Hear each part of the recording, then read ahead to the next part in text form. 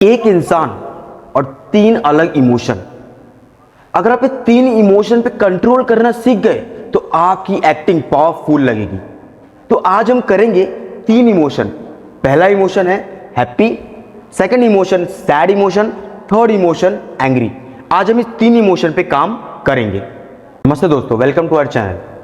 आज हम तीन बेसिक इमोशन पे प्रैक्टिस करेंगे, हैप्पी, सैड एंड एंग्री। ये तीन इमोशन पर। पहला इमोशन है हैप्पी इमोशन। इसमें कैसा है, अगर आप स्माइल कर रहे हो तो आपकी स्माइल नेचुरल होनी चाहिए। एंड सेकंड और एक इंपॉर्टेंट टिप है इसमें कि आपका आईज का इन्वॉल्वमेंट भी इसमें होना चाहिए। कैसा होता है ना, आप स्माइल तो कर रहे हो, ठीक है, स्माइल तो कर रहे हो, बट आपके आंखों से गुस्सा नजर आ रहा है।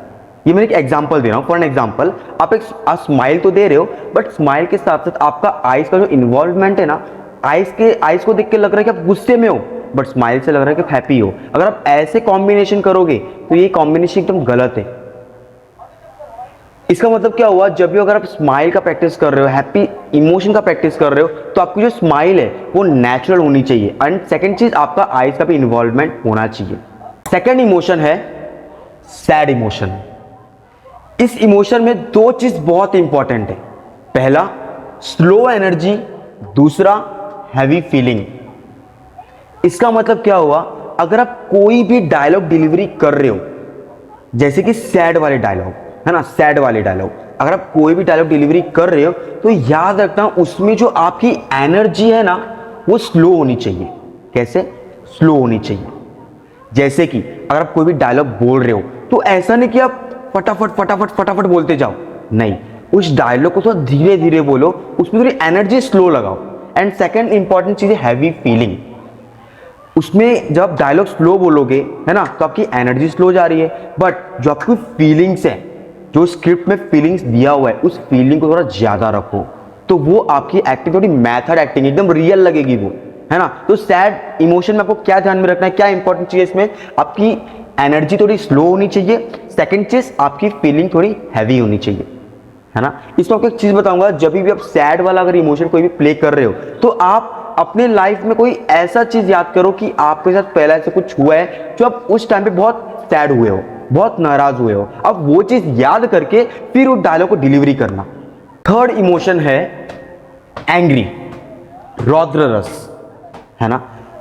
इस एंग्री इमोशन में क्या होता है कि आपका एनर्जी लेवल हाई रहेगा पर कंट्रोल के साथ, है ना।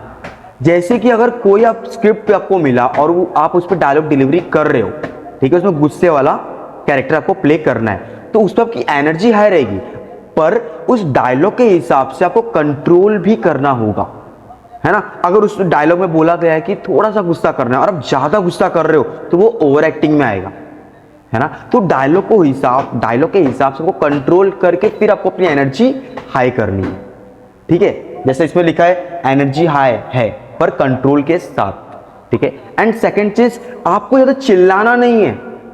अगर आप ज्यादा चिल्लाओगे तो मतलब बोलते हैं ना, आप अगर ज्यादा ही चिल्लाओगे तो ओवर एक्टिंग में जाएगा। तो आपको ज्यादा चिल्लाना नहीं है, इमोशन समझना है, फीलिंग को समझना है, उसको फील करना है, फिर उसके बाद आपको कैरेक्टर प्ले करना है। आप इमोशंस शिफ्ट करने की प्रैक्टिस करो। ये प्रैक्टिस आपको प्रोफेशनल एक्टर बनाता है।